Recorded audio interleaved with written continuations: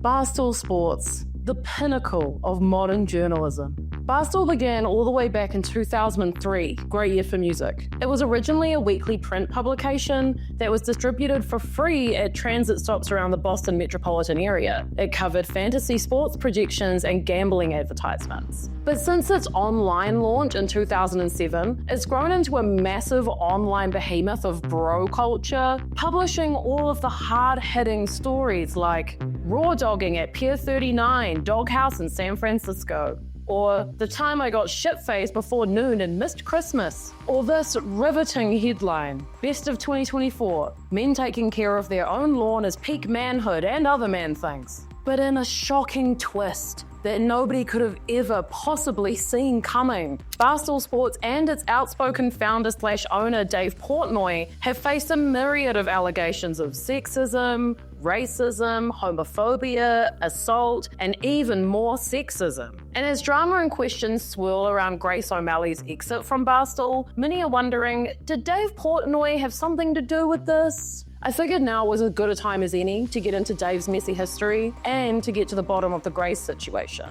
Is anyone surprised that the person who founded Barstool Sports has a checkered history with women? How normalized is sexism in the world of Barstool Sports? Do fans even care? And is Grace a victim of a toxic work environment, or did she simply have a falling out with a friend? Let's start with Dave Portnoy, founder of the Barstool Sports platform, which has been described as divisive bro culture by critics and cool as fuck by 11-year-old white boys who have beef with their mum. Regular features such as local smoke show of the day and guess that ass brought in some of the world's greatest thinkers to Dave's platform, and they love him. Fans call themselves stoolies, which, like, seriously? Stoolies? Like the stool? Come on, guys, come on. A divorced 47-year-old man who describes himself as a degenerate gambler and dresses like this isn't exactly the common picture of success. But thanks to his nearly 5 million followers who call him El Presidente, Dave has luxury properties, he lives the high life, and he's reportedly worth more than $100 million. But while his committed fans see him as some sort of leader, you might just know him as the guy that reviews pizza restaurants on YouTube, or you might know him as the guy with a bunch of assault allegations. Trigger warning, this next part will discuss SA. Back in 2020, Insider published an investigative article in which 2 women accused Dave of choking them during sexual encounters and filmed them without consent. Madison, fake name,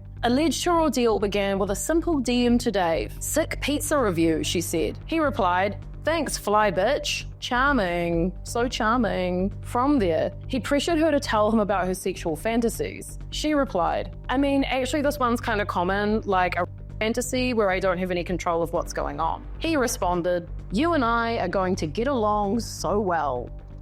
He flew her out to his $2.2 million home in Nantucket, and it's there that Madison says the trip became a traumatic experience. First, he didn't even bother taking her out to dinner, and in what seems obvious for his character, he ordered pizza. She let that go though, and after dinner they started kissing. But Madison says she first became unsettled when he pulled out his phone and started filming her performing oral sex without her permission. "I never said anything. I was scared. He was just so mean," she said. From there, things continued to escalate until, as Madison put it, "I felt like I was just a human sex doll." She texted her friend 2 days after the encounter, saying, "It was so rough. I felt like I was being He videotaped me and spit in my mouth and choked me so hard I couldn't breathe. And it hurt. I was literally screaming in pain." Madison's flight home wasn't until 2 days later, so she slept on his couch both nights and they did not have sex again. It's not just Madison though. At the time of the article, Insider spoke with more than 20 people who had direct experience with Dave. Some women, who were just 19 at the time, shared having sexually explicit online conversations with Dave, and 3 of them said they eventually had sex with him.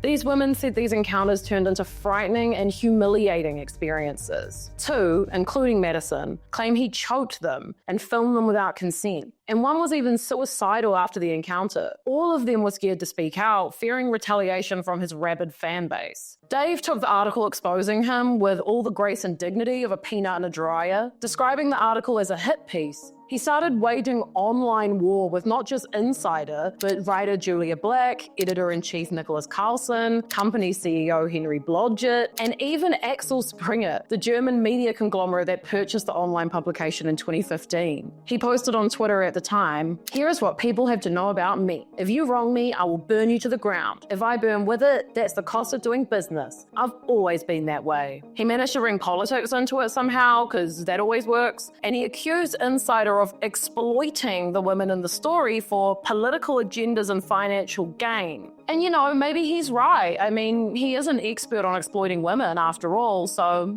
Dave then posted a video where he threatened to beat the Insider CEO for false claims and vowing, "Your head is going to be on my spike." Great way to show people you aren't violent, bro. Really, good idea. You get accused of being sexually violent, so you say you're gonna put someone's head on a spike. Great ideas all round. But this isn't the only time that Dave has come under fire for sexism and just other kind of disgusting behavior towards women, or even racism and homophobia. But we can't cover everything at once, okay? He's been filmed saying the N-word. He made a bunch of anti-union comments. I mean, the list goes on. Barstool Sports has a history of misogyny, and sadly, it's not just the guess that ass stuff. From the time they called a female reporter a fucking slut whose only job is to make men hard, to a 2010 blog post in which Dave wrote, "If you're a size 6 and you're wearing skinny jeans, you kind of deserve to be."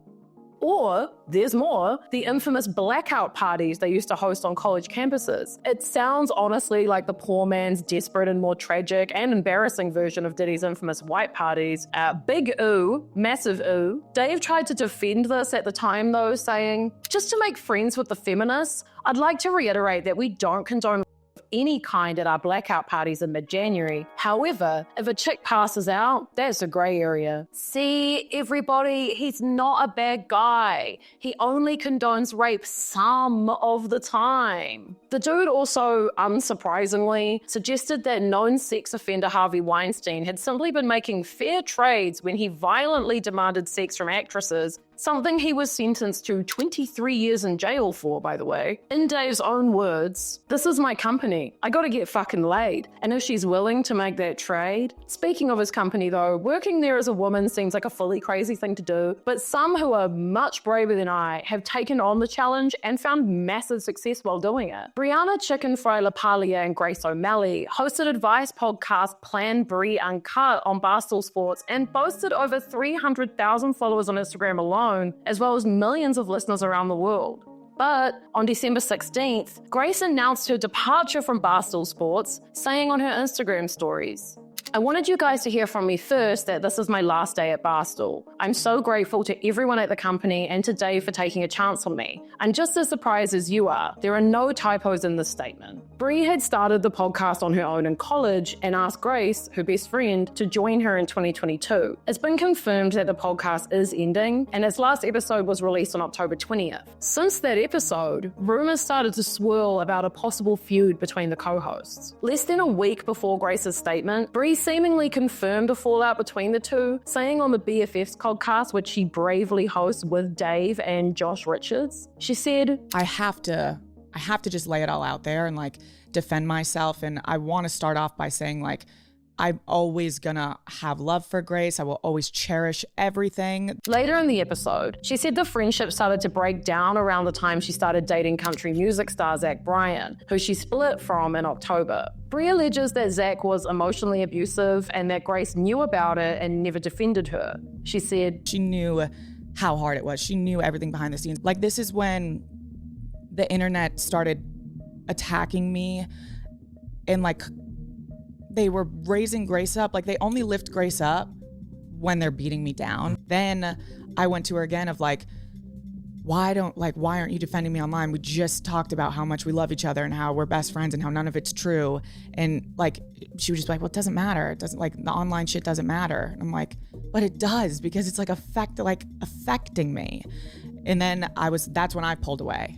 When I was I don't feel you have my best interest at heart. So I pulled away. Okay. Before we carry on, it's really sad to hear that Bri went through that and that she didn't feel support from her friend. But sitting in a room with Dave Portnoy and having this conversation is like insane. Like, rumors about Grace's exit being Dave's fault unsurprisingly did pop up though, and he should not be shocked at this point that if a woman in his vicinity is unhappy, people are going to assume it's his fault. But Dave took to X to set the record straight, gracefully posting a video where he said, "Nobody could have figured this situation out when two best friends of 20 years get in a fight and fucking hate each other's asses like poison and we're in the fucking middle. It sucks. It's probably for the best that O'Malley goes on her way, and who knows with Bri, but I mean, I don't know why the internet all hates one person versus the other. To me, like, let them both fucking live their lives and be happy." In the 8-minute video, he also shared that he reached out to Grace to check in and then didn't hear much from her after that. But she had expressed that she wanted to stay with Barstool and make her own podcast, which Dave was into. Obviously, that is not what ended up happening. Dave says, "This is when everything just went fucking sideways and blew up, and I wish it didn't happen. A fan tags Bri or something, be like, 'I love it.' Bri writes back with little heart symbols being like, 'We're retooling Plan Bri.' O'Malley reacts to this with like a 3-page Instagram story being like, 'I can't believe that Bri said that. I'm blindsided. We were supposed to make a video together announcing the end of Plan Bri.' This is the only thing where I got mad at Grace, because I read that. I'm like, well, you just threw a fucking grenade and then ran away. Oh, Dave, you want to get on a moral high ground about public statements now? It's not like she said there was a gray area for rape or anything like that, so I don't know. If I were him, I wouldn't say anything. But Dave did add, hypocritically, I've done a podcast with her for fucking 4 years. I'm friends with her, and I defend my friends, so I think it's bullshit. Doesn't mean I don't like O'Malley. I like O'Malley. But it's like, O'Malley doesn't need defense right now. The entire internet's on her fucking side, and the entire internet's going for Bri's throat. He said he didn't want to pick sides though, which was very mature of him. Thank you for that, Dave. Grace has announced her next venture though, under Call Her Daddy host Alex Cooper's media platform, The Unwell Network. They posted on Instagram on December 19th saying, "Grace O'Malley is unfucking well. Welcome home." Alex Cooper also shared the direct role she played in bringing the upcoming podcast to life. "You can stop tagging me," she wrote in the caption of a December 18th TikTok video showing a 38-minute phone call between herself and Grace. "I know what needs to be done," she said. And although the drama and speculation seems to be coming to an end, Grace might not be feeling that, considering what she said about the situation. "We agreed to make a joint statement, so I replied, cried, and chose not to repost or say anything until it was time." On that same day, you might have seen Brianna post that she's working on bringing back some version of Plan Bri. To give you guys the much needed info you deserve, all I can say is that was my first time hearing about this. So while we wait with bated breath to hear Grace's new podcast under a female-run network, Barstool Sports continues to be massively popular and controversial. Lisa Nakamura, a professor at the University of Michigan, said, "I think Barstool is a nostalgic callback to the idea that the more offensive you are, the more free you're being. And it's also kind of cultural preservation project for bros." She continued to say that Barstool Sports strikes a chord with its primary audience, young white men, because it casts them as the persecuted ones of mainstream PC culture.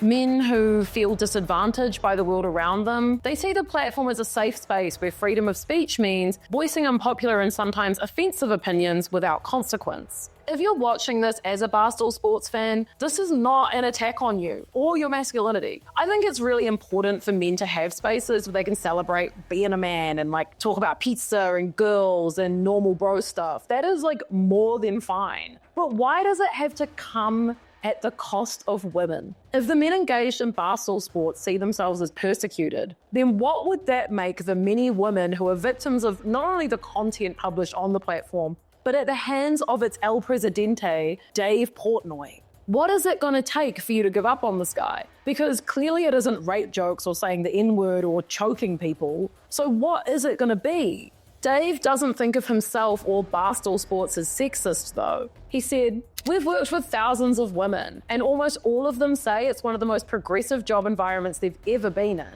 We have a primarily female leadership team, not because they're women, but because they are the most qualified. We have 3 of the most successful female podcasts in the world. The facts just don't support the narrative of those who hate us. I don't hate you, Barstool Sports. I'm just scared of you." So whether you're a stoolie or a skeptic, the future of this brand will undoubtedly continue to stir debate. And we're all looking forward to hearing Grace's side of the story when her new podcast drops.